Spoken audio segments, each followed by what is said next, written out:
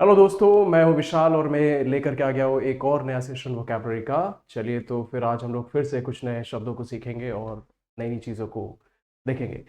देखिए दोस्तों, मैं आपको ये बताना चाहूँगा कि ये सेशंस जो वोकैबलरी के हम लोग कर रहे हैं बहुत ज़्यादा इंपॉर्टेंट है। क्यों? क्योंकि इन सेशंस में हम लोग उन्हीं वोकैबलरी को डिस्कस कर रहे हैं जो कि आपके SSC exam point of view से इंपॉर्टेंट है, राइट? ऐसा नहीं है कि जस्ट बिकॉज कि मैं वोकैबलरी के सेशन कर रहा हूँ तो मैं कोई भी आया भाई नहीं उठाओ, भाई वोकैबलरी डिस्कस करना नहीं, बच्चे तो देखेंगे कुछ भी उठा के लेके चले गए। ऐसा कुछ नहीं है। इन सेशंस को बनाने में मेरा बहुत ज़्यादा समय जाता है और मैं रिसर्च करके लाता हूँ कि कौन सी वोकैबलरी है जो एसएससी अपने एग्जाम्स में पूछ सकती है, राइट? तो इसके पीछे बहुत सा हार्डवर्क लग रहा है ये सॉरी स्लाइड्स बनाने में। एंड मुझे लगता है कि आप लोग भी इन सेशंस को अप्रिशिएट करेंगे जो हार्डवर्क मैं कर रहा हूँ इन स्लाइड्स को बनाने में और इस सेशंस को डिलीवर करने में। चलिए तो बस इसी के साथ हम लोग आज का सेशन शुरू करते हैं और बिना किसी देरी के नए शब्दों को सीखते हैं। तो what is the first word of today's class? पहला शब्द क्या है? The first word is ambit, right? जो एम्बिट वर्ड है इसका मतलब होता है अधिकार क्षेत्र। जैसे कि मैं बात करूं कि आपको मैं एग्जांपल देता हूं, जैसे कि अगर मैं न्यायालय का एग्जांपल दूं आपको, राइट? तो अगर मैं आपसे पूछूं कि सुप्रीम कोर्ट ऑफ इंडिया का एम्बिट क्या होता है, तो supreme court of India's ambit would be entire India, right? पूरे भारत में उसका अधिकार क्षेत्र है सर्वोच्च न्यायालय का। लेकिन अगर मैं आपसे पूछूं हाई कोर्ट का एम्बिट क्या होगा, तो आप बोलोगे हाई कोर्ट का एम्बिट होगा दैट पर्टिकुलर स्टेट, राइट? और अगर मैं आपसे पूछूं कि जो डिस्ट्रिक्ट कोर्ट होते हैं, जो जिला न्यायालय होते हैं, उनका एम्बिट क्या होगा, तो आप बोलोगे वो उस पर्टिकुलर जिले तक ही सीमित रहेंगे। आप समझ रहे हो मैं बोलना क्या चाह रहा हूँ? या फिर ये मान लीजिए कि आपका जो आप मान लीजिए कोई प्राइवेट कंपनी में काम करते हो, ठीक है? तो जो आपका मैनेजर है, what is his ambit on you? आपके आपके ऊपर कितना अधिकार क्षेत्र है? तभी तक अधिकार क्षेत्र है जब तक आप उस कंपनी में काम कर रहे हो। द मोमेंट आप कंपनी के बाहर निकले, ना भैया ना हम तुमको जानते हैं ना तुम हमें जानते हो, टाटा बाय बाय, मैं जा रहा हूँ। ऐसा ही होता है ना? अब ऐसा थोड़ी होगा कि उसी मैनेजर के पास एम्बिट होगा आपका आपकी लाइफ में भी कि नहीं यार तुमको इतने बजे सोना चाहिए, इतने बजे जगना चाहिए। That is not under the control of what do I से मैनेजर, राइट? तो एम्बिट का मतलब क्या हुआ? एम्बिट का मतलब हुआ एक दायरा, एक परिधि, एक कार्य क्षेत्र जिसके अंतर्गत कोई मनुष्य कार्य कर सकता है, राइट? अब जैसे मान लीजिए कि कोई ये बच्ची है, now this kid is there और इस बच्चे का सिलेक्शन हुआ एज अ क्लास मॉनिटर। इस बच्चे का सिलेक्शन हुआ क्लास मॉनिटर एंड ये बच्ची जो है क्लास 7th में पढ़ती है। तो दोस्त अगर मैं तुमसे ये पूछूंगा कि इस बच्ची का एम्बिट क्या है, क्या ये क्लास 8th की डिसीजंस ले सकती है, क्लास 9th या 10th का डिसीजंस ले सकती है? तो बोलोगे नहीं सर, क्लास 9 10 तो इसके एम्बिट में ही नहीं आते हैं, इसके अधिकार क्षेत्र में नहीं आते हैं। क्यों? क्योंकि ये बच्ची जो है is the class monitor of only class 7th। तो क्लास 7th के जितने भी निर्णय होंगे वो ये क्लास मॉनिटर ले सकती है, बट 9 10th के नहीं। तो अपन बोल सकते हैं कि class 7th is under the ambit of this girl. चलिए बढ़ते हैं, देखते हैं हम लोग सिनोनिम्स एंड एंटोनिम्स। सिनोनिम्स हो जाएंगे हमारे इसके स्कोप, मैं चेंज कर देता हूँ कलर को, हमारे हो जाएंगे range, sphere and extent, correct? चलिए एंटोनिम्स क्या हो जाएंगे? Restrictions, limitations, constraint and narrowness. Narrowness का मतलब होता है सकरापन। एम्बिट का मतलब हुआ कहां तक आपका अधिकार क्षेत्र है, कहां तक आप फैले हो। तो नैरोनेस क्या हो जाएगा? सकरापन, करेक्ट? चलिए इसके हम लोग सेंटेंस एग्जांपल्स देखेंगे। The issue does not fall with in the ambit of this law. जो इश्यू है वो इस लॉ के अंतर्गत नहीं आता। मान लो कि कोई गलत काम हुआ, राइट? जैसे कि इंडियन पीनल कोड होता है भारत में, या फिर अलग अलग एक्ट्स होते हैं। तो अलग अलग एक्ट्स अलग अलग गतिविधियों के लिए बनाए गए। Just give me minute guys, just give me minute, I am receiving a call and I will disconnect this. Okay, तो मैं क्या बता रहा था आपको कि जो अलग अलग लॉस बनाए गए हैं, जैसे कि जो पर्यावरण के लिए जो एक्ट बनाया गया होगा, आप उसमें कोई दूसरा एक्ट थोड़े ले आके आ जाओगे आप, राइट? तो हर एक एक्ट का, हर एक लॉ का अपना अलग अलग एम्बिट होता है। He try to expand the ambit of his responsibilities. अब तुम ही हो, मतलब इसका मतलब क्या है कि उसने अपनी जिम्मेदारियों के अधिकार क्षेत्र को बढ़ाने की कोशिश की। अब जैसे तुम ही हो, तुम बन के इनकम टैक्स इंस्पेक्टर हो, तो तुम्हारे अधिकार क्षेत्र में क्या आएगा? नहीं यार सिर्फ इनकम टैक्स आएगा। नहीं बोलोगे नहीं, मैं तो एक्साइज का भी मैटर संभालना चाहूंगा, मैं तो जीएसटी का भी मैटर संभालना चाहूंगा, मैं इसका मैटर भी संभालना चाहूंगा। तो जो तुम्हारा सुपीरियर होगा, जो तुम्हारा अधिकारी होगा, जो तुम्हारा असिस्टेंट कमिश्नर होगा, वो बोलेगा भाई क्या बावला हो गया है, अभी अभी तो सिलेक्शन हो गया है, तो कितने कितने काम करेगा, एक ही काम कर ले भाई, ज्यादा परेशान मत हो। वो ऐसा ही बोलेगा, राइट? वो आपसे बोलेगा that you should stay with in your ambit. जो आपको रिस्पॉन्सिबिलिटीज दी गई है, आपको सिर्फ और सिर्फ वही रिस्पॉन्सिबिलिटीज लेनी है। बढ़ते हैं नए वर्ड की तरफ। नया वर्ड क्या है? ओ नया वर्ड है एम्फी थिएटर। तुमने थिएटर में तो बहुत सारी मूवीज देखी होंगी भाई, बिल्कुल देखी होंगी, नहीं होगी? तुम जैसे जाते होगे मैडम जी के साथ, जाते हो कभी, गए होगे उनके साथ, मैडम के साथ थिएटर में मूवीज देखने, ऑब्वियस सी बात है यार, गए होगे बिना घर में बताए हुए, बिना अपने पेरेंट्स को बताए हुए, है ना। अगर नहीं गए हो तो फिर तो मैं क्या ही बोलूँ, है ना। जिंदगी भर बस तुम पढ़ाई करते रहोगे, लग रहा है लाइफ को इतना भी सीरियसली नहीं लेना चाहिए, है ना। चलिए, तो जो थिएटर होता है, थिएटर में आप मूवीज देखते हो, और ये एम्फी थिएटर क्या हो गया सर।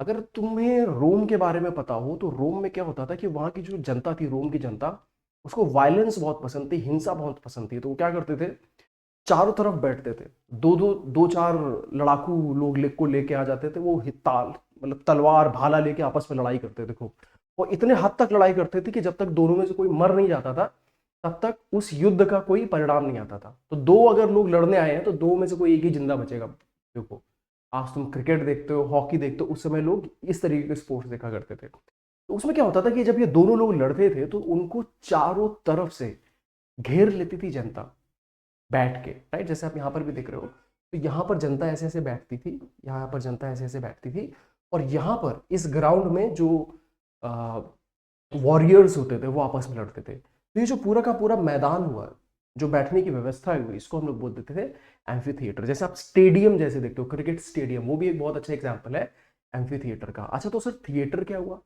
थिएटर वो हुआ जिसमें आप गोल गोल ना बैठ करके बस स्टेज के सामने बैठते हो, जैसे आप मूवी हॉल में गए होगे। तो मूवी हॉल को हम लोग एम्फी थिएटर नहीं बोलेंगे, उसको हम लोग क्या बोलेंगे, उसको हम लोग बोलेंगे थिएटर। समझ गए। तो चलो, तुमको मैंने डिफरेंस बता दिया, डिफरेंस क्या है एम्फी थिएटर और थिएटर के बीच में। इसके हम लोग सिनोनिम्स और एंटोनिम्स देखेंगे।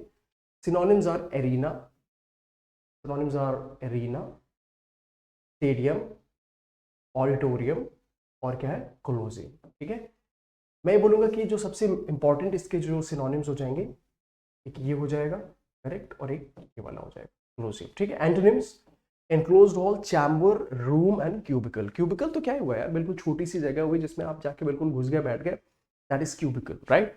अच्छा, एंटोनिम्स क्या हो जाएंगे इसके। अच्छा, ये तो हम लोग डिस्कस कर लिए। Sentence examples, the play was perform in a large amphi theatre. जो नाटक था वो कहाँ पे परफॉर्म किया गया, एक बहुत बड़े एम्फी थिएटर में परफॉर्म किया गया। People gathered in the amphitheatre to watch the show. जो लोग थे वो एम्फी थिएटर में किस लिए इकट्ठा हुए, शो को देखने के लिए। अरे यार, मैं दो तीन, अच्छा गर्मी कुछ ज्यादा हो गई मुझे लग रहा है, तो इस वजह से मुझे प्यास लग गई तीन वर्ड डिस्कस करते ही। चलिए बढ़ते आगे की तरफ, देखते हैं नया word. What is next word of today's class. हमारा अगला शब्द क्या है, what is the next word. The next word of today's class is alpinism, right. जो एल्पिनिज्म वर्ड है, इसका मतलब हुआ कि पहाड़ों पर चढ़ना, पर्वतारोहण।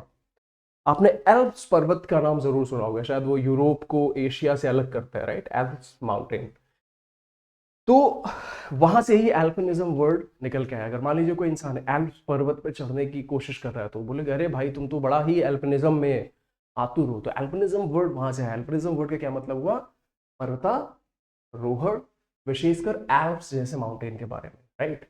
अच्छा, ये part of speech is noun. Part of speech का क्या हो गया, नाउन हो गया। बेटा आप बोलोगे सर ये पार्ट ऑफ स्पीच क्यों बताते रहते हो बीच बीच में, मेरे को मीनिंग बताओ, उसका हिंदी मीनिंग बताओ, चलते बनो। अरे बेटा, मैं पार्ट ऑफ स्पीच इसलिए बता रहा हूँ ताकि तुमको पता रहे कि कभी कभी एग्जाम में आ गया, पैसेज में आ गया कि इसका पार्ट ऑफ स्पीच क्या है, as what part of speech this word has been used, किस तरीके से इसका यूज किया। अब तुमको वही नहीं पता, तुम रट के चले गए मीनिंग, लेकिन तुम्हें वहां पे पार्ट ऑफ स्पीच ही नहीं आ रहा है, तो फिर क्या करोगे, है ना। और आजकल कट ऑफ इतना ज्यादा हो रहा है कि एक एक मार्क्स की बहुत वैल्यू है। चलिए देखते हैं हम लोग इसके synonyms. Mountaineering, climbing, peak climbing and rock climbing, right. मतलब पर्वतारोहण, पर्वतों पे चढ़ाई करना, that is what alpinism word means, वो इसका मतलब होता है। Antonyms, ground activity, plain travel, lowland activity and walking. Sentence examples हम लोग इसके देखेंगे। सेंटेंस एग्जांपल क्या है, he is passionate about alpinism and high altitude climbing. उसको ऊंची ऊंची जगहों पे चढ़ने का शौक है। अरे भैया, मेरे को तो बिल्कुल शौक नहीं है, तुमको शौक है तो तुम जाके ट्राई कर लेना, बट अगर ट्राई करना है तुमको तो ऐसे ट्राई करना भाई कि तुम कहीं गिर ना जाओ। पता चला तुम बहुत स्टाइल में गए पर्वतारोहण करने और कुछ और ही हो गया तुम्हारे साथ, राइट। तो कभी भी अगर जाना ये सब पर्वतारोहण करने की आपको अगर आकांक्षा होती, इच्छा होती है, तो बहुत सोच समझ के जाइएगा। Alpinism requires strength and proper training. हाँ, एल्पिनिज्म जो पर्वतारोहण है वो स्ट्रेंथ ट्रेनिंग और प्रॉपर ट्रेनिंग की आपको इसमें जरूरत होती है। और क्या चीज होती है, स्ट्रेंथ की जरूरत होती है। अब ऐसा नहीं कि गए पैर बिल्कुल लंगड़े बिल्कुल जा रहे हो, तुम्हारे हाथ पाँव काम नहीं कर रहे हो, घर पे बोल के जा रहे हो नहीं भाई मैं तो वहां जा रहा हूँ, पहाड़ पे चढ़ाई करूंगा, जो तुम्हारे मम्मी पापा होंगे ना इतना कूटेंगे तुमको पकड़ के, तब तुमको समझ में आएगा कि नहीं नहीं नहीं नहीं, पहले ट्रेनिंग करनी चाहिए थी पहाड़ पे चढ़ने के लिए। चलिए देखते हैं next word. What is the next word? The next word of today's class is what is the next word? Unanimous, right. ये जो यूनानिमस वर्ड है, इसका मतलब मैं आपको कैसे एक्सप्लेन करूं। मान लो कि कोई क्लास है, ठीक है, क्लास में पढ़ाई हो रही है और उस क्लास में ये बोला गया कि कोई एक बंदा उठता है, वो बोलता है मैं क्लास मॉनिटर बनूंगा। ठीक है भाई, तो टीचर ने बोला कि तुम क्लास मॉनिटर बनोगे, चलो तुम्हारा वोटिंग करा लेते हैं, कितने लोग तुम्हें चाहते हैं कि तुम क्लास मॉनिटर बनो और कितने लोग नहीं चाहते हैं कि तुम क्लास मॉनिटर बनो। और जब इलेक्शन करवाया गया तो सारे के सारे क्लास के बच्चों ने हाथ खड़ा कर दिया। क्लास में 100 बच्चे थे, उसमें से 99 बच्चे, अब तुम तो खड़े हो गए तो भाई तुम ही तो क्लास मॉनिटर के लिए खड़े हो रहे हो, तो बाकी तो 99 बच्चे बनेंगे ना। तो बाकी सारे 99 बच्चों ने बोला कि नहीं सर मेरे को तो यही क्लास मॉनिटर चाहिए। तो आपको कैसा बोला जाएगा कि सर्वसम्मति से कोई भी इंसान था वो आपके अगेंस्ट नहीं था आपके क्लास मॉनिटर बनने के, इन दैट केस हम लोग क्या बोलेंगे कि you have been selected as a class monitor unanimously. Unanimously मतलब सर्वसम्मति से, आपके अगेंस्ट में कोई है ही नहीं, आपके विरोध में कोई है ही नहीं, तो वहां पे हम लोग क्या यूज करते हैं? Word unanimous, right. अच्छा, सिनोनिम्स देखेंगे, एग्रीड, यूनाइटेड, अकॉर्डेंट एंड कंसेंसुअल, मतलब सहमति के साथ। Antonyms, divided, disagreed, split and discordant. ठीक है, ये तो समझ में आ गया होगा। Sentence example, the decision was and unanimous among the members. जो डिसीजन था वो सर्वसम्मति से लिया गया था सदस्यों के बीच में। जैसे कि कभी कभी जो कोर्ट होता है उसमें जब बेंच बैठती है, 4-5 जो जज साहब लोग बैठते हैं, तो जब वो मान लीजिए कि पांचों के पांचों जजेस ने एक ही निर्णय दिया, तो वहां पर बोलेंगे कि the bench had given a unanimous decision. मतलब कोई भी जज साहब जितने भी थे उनमें किसी के भी मतों के बीच में विरोध नहीं था। अब कई बार क्या होता है कि जब जज साहब बैठते हैं तो उसमें तीन तीन जजेस कोई अलग निर्णय देते हैं, 2 जजेस कुछ अलग निर्णय देते हैं, तो दैट डिसीजन जो उस तरह का निर्णय होता है वो यूनानिमस नहीं होता है। ठीक है, चलो, the jury reached a unanimous verdict. ये आप अपने आप से समझ सकते हो, ये मत बोलना सर मेरे को इसका भी मतलब समझा दो, नहीं समझाऊंगा, ये मतलब तुम्हें खुद से समझना पड़ेगा। ठीक है, बढ़ते हैं आगे की तरफ, देखते हैं नया word. The next word is ambient. यार एम्बियंट वर्ड में कैसे समझाऊं आपको? जैसे तुम हो, तुम्हारे कमरे में अंधेरा है, तुम अपने कमरे में लेटे हुए हो और तुम्हारे कमरे में अंधेरा है, और तुमने जैसे ही लाइट का स्विच ऑन किया, टक से जैसे तुमने लाइट का स्विच ऑन किया, जो लाइट है वो तुम्हारे पूरे के पूरे कमरे में भर गई, पूरे के पूरे कमरे में भर जाएगी। ऐसा थोड़ी होगा कि लाइट यार सिर्फ कमरे के, तुमने बल्ब ऑन किया तो ऐसा थोड़ी होगी कि लाइट सिर्फ आधे कमरे में रहेगी आधे कमरे में नहीं रहेगी, ऐसा तो पॉसिबल ही नहीं है। तो ऐसी लाइट को बोला जाएगा एम्बियंट लाइट। एम्बियंट लाइट का मतलब क्या हुआ? ऐसी लाइट जो चारों तरफ फैली हुई हो। अब जैसे मान लो कि सनसेट होता है, जब जब सनसेट हो रहा होता है, जब सनराइज हो रहा होता है, तो लाल लाल सी रोशनी होती है ना। तो वो जो लाल लाल सी रोशनी होती है वो चारों तरफ आकाश में फैली हुई होती है, तो ऐसी लाइट को भी हम लोग बोल सकते हैं एम्बियंट लाइट। या फिर मान लो कि टेम्परेचर की मैं बात कर लूँ, जैसे कमरा है, मान लो कमरा बहुत ज्यादा गर्म हो रखा है, तो बोल सकते हैं अपन the ambient temperature of the room is way too high. जो कमरे का एम्बियंट टेम्परेचर है, चारों सभी जगह का जो टेम्परेचर है वो बहुत ज्यादा है। ठीक है, अच्छा, part of speech is adjective. जैसे आप यहाँ इमेज पे भी देख सकते हो, जैसे इसने लाइट ऑन की, लाइट पूरे के पूरे कमरे में फैल गई। सिनोनिम्स देखेंगे, surrounding, environmental, encompassing and background. इस इन जो चारों शब्द है इसका मतलब उस चीज से है कि कोई चीज चारों तरफ फैली हुई है। एंटोनिम्स का हो जाएंगे isolated, central, eternal and specific. ठीक है, अब यार भाई मेरे से ये मत बोलना सर मेरे को सेंट्रल का मतलब बता दो, आइसोलेटेड का मतलब बता दो। आइसोलेटेड का मतलब होता है अकेला, जो अकेला होगा वो चारों तरफ कहां से फैला हुआ होगा। करेक्ट। अच्छा, sentence examples, ambient temperature affects the reaction rate. अगर तुमने केमिस्ट्री पढ़ी हुई होगी तो तुमने ये सुना होगा कि जो रूम का टेम्परेचर होता है, जो लैब का टेम्परेचर होता है, वो रिएक्शन को प्रभावित करता है। अगर टेम्परेचर कम होगा तो रिएक्शन उतनी अच्छे से नहीं होगी। वो यही चीज यहाँ पर एक्सप्लेन करने की कोशिश कर रहा है। Restaurant has pleasant ambient lighting. जो रेस्टोरेंट है उसमें बहुत ही प्लेजेंट एम्बिएंट लाइटिंग है। तो तुम कहीं रेस्टोरेंट वगैरह में खाने गए होगे तो मंद मंद सी लाइट जल रही होती है, और जब तुम मैडम जी के साथ खाना खा रहे होते हो तो कैसा अलग सा माहौल होता है। कभी तुम्हारी जब जॉब लगेगी, जब तुम भी उनके साथ घूमने जाओगे, तो you would also experience, right. अभी तो स्ट्रगल के दिन है, संघर्ष के दिन है, पर कोई बात नहीं, हम लोग मेहनत करेंगे, जॉब पाएंगे और फिर then we'll have fun in our life as well. चलो बढ़ते हैं आगे की तरफ, देखते हैं नया वर्ड। अगला शब्द क्या है भाई? The next word is taxidermy. Taxidermy sir, ये टैक्सी वैक्सी से रिलेटेड है क्या कोई वर्ड? नहीं बेटा। टैक्सीडर्मी इसका मतलब यह हुआ कि तुमने जैसे पुराने जमाने में जब राजा महाराज लोग होते थे तो उनको बड़े बड़े खतरनाक जानवरों को मारने का शौक होता था। चीतों को मार देते थे, शेरों को मारते थे, जो पुराने जमाने के राजा लोग होते थे। तो फिर वो क्या करते थे, उस शेर को ला करके उसको अपने कमरे में सजा लेते थे।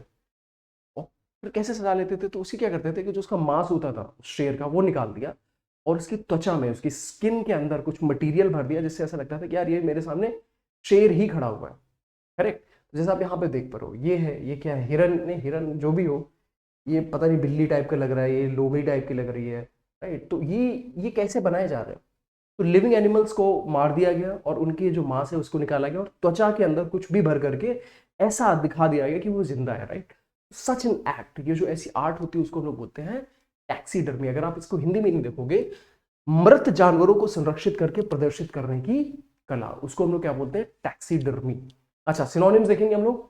Animal preservation, specimen, preparation and mounting, stuffing. Correct, stuffing. अब स्टफिंग क्यों हो रहा है भाई?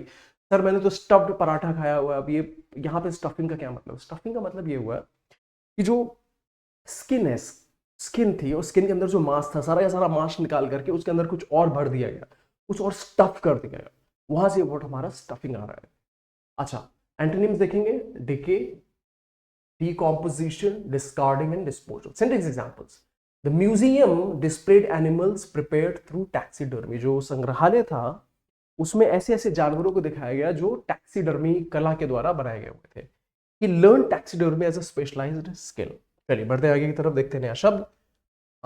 नया शब्द क्या है भाई? नया जो वर्ड है दैट इज मैन्यूस्क्रिप्ट। जो मैन्यूस्क्रिप्ट वर्ड है इसका मतलब ये हुआ कि हस्तलेखन। हस्तलेखन मतलब सर मेरे को समझ नहीं आ रहा, समझाओ तो सर। अब देखो आज के ज़माने में है, अगर तुम्हें कुछ भी चाहिए होता है, तुम चले गए जेरोक्स मशीन के पास, फोटो कॉपी करवा के ले आए, तुम चले गए कुछ और चीज़ करवाने, क्या बोलते हैं उसे, प्रिंट आउट ले आया पीडीएफ का। बट पुराने ज़माने में तो भाई क्या था? पुराने ज़माने में तो सिर्फ पेन हुआ करता था लोगों के पास। तो वो क्या करते थे, पूरी की पूरी बुक जो है वो हाथ से लिखा करते थे। राइट। तो ऐसी हस्तलिखित कृति को बोला जाता है मैन्यूस्क्रिप्ट। ठीक है, हाथ से लिखी हुई स्क्रिप्ट, तो मैन्यूस्क्रिप्ट हो गया। Right.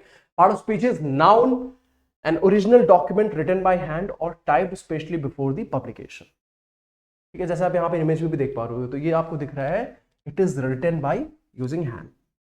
It is written how? It is written using what?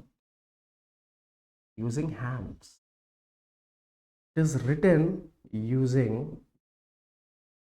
Sir ये कैसे हो रहा है सर? अब जैसे मैं तुम्हारे सामने ही तो लिख रहा, ये क्या हो गया? कुछ भी चमत्कार होते रहता है। ठीक है, तो it is written using hands, वो आप चीज यहां पर देख सकते हो। अच्छा, इसके सेंटेंस एग्जांपल्स देखेंगे। The author submitted his manuscript to the publisher. जो लेखक था उसने मैन्यूस्क्रिप्ट दी किसको? पब्लिशर को दिया। भाई पब्लिशर है, पब्लिशर पढ़ेगा तभी तो पब्लिश करेगा। उसको पसंद आएगी स्टोरी तो पब्लिश करेगा, नहीं पसंद आएगी तो पब्लिश नहीं करेगा। अच्छा, the museum preserved N ancient manuscript. बढ़ते आगे की तरफ, देखते हैं next word. The next word is brewery. Right. जो ब्रूअरी वर्ड है, ये इसका क्या मतलब है बेटा? इसका मतलब है एक ऐसा स्थान जहां पर शराब बनाई जाती है, शराब की भट्टी, उसको हम लोग बोलते हैं ब्रूअरी। अब यार इंडिया में तो बहुत बड़ी प्रॉब्लम है यार, ये शराब वराब की। लोग शराब का सेवन करना शुरू कर देते हैं, देन अपने परिवार में लड़ाई झगड़ा शुरू कर देते हैं। This is not good. Right, this is not good at all. बिल्कुल ही गलत चीज़ है। और इससे बहुत सारे परिवार भी तबाह होते हैं।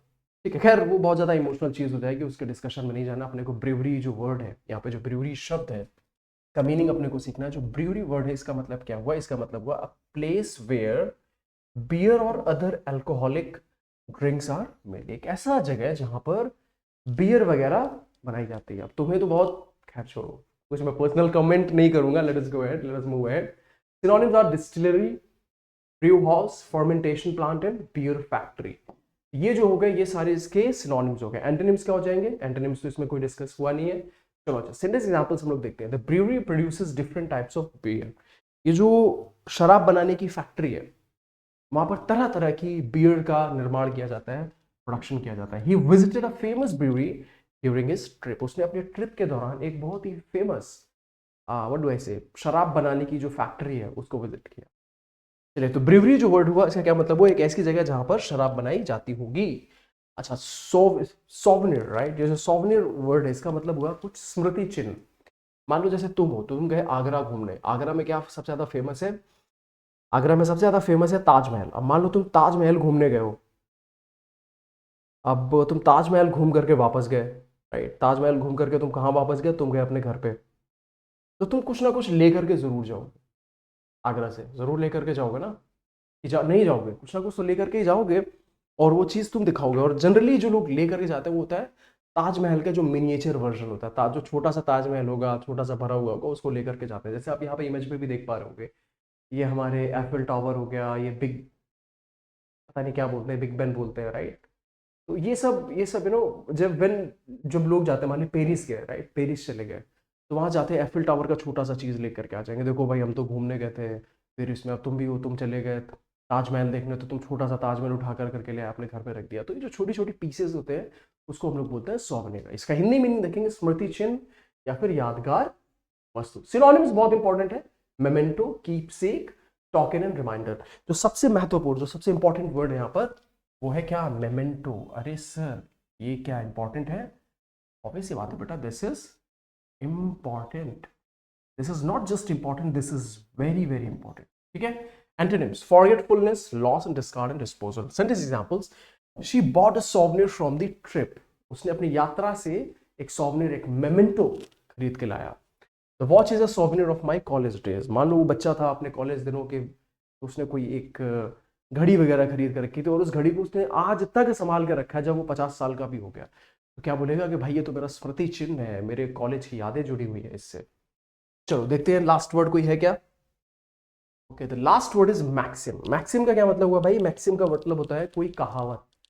कोई कोई भी इंसान होता है, वो बात बात पे कोई ना कोई कहावत बोल रहा है कि मेहनत का फल मीठा होता है, मेहनत का फल मीठा होता है, मेहनत का फल मीठा होता है, तो तुम्हारा भी दिमाग खराब हो जाएगा, भाई मेरे को पता है कि मेहनत का फल मीठा होता है, पर तू मेरा दिमाग क्यों खा रहा है बार बार ये बोल करके, है ना। तो ये जो मेहनत का फल मीठा होता है, मेहनत का फल मीठा होता है, what is it, it is maxim, ठीक है।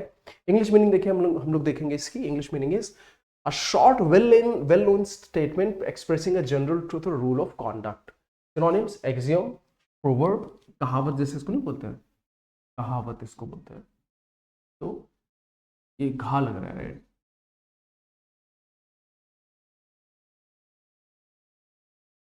कहावत, सेइंग इन अडेज, ठीक है। Set example, honesty is the best policy is a well known maxim, ईमानदारी सबसे अच्छी नीति होती है, तो सबको पता है, भाई मेरे को क्यों बता रहे हो, honesty is the best policy, right. तो ये हो जाएगा मैक्सिम।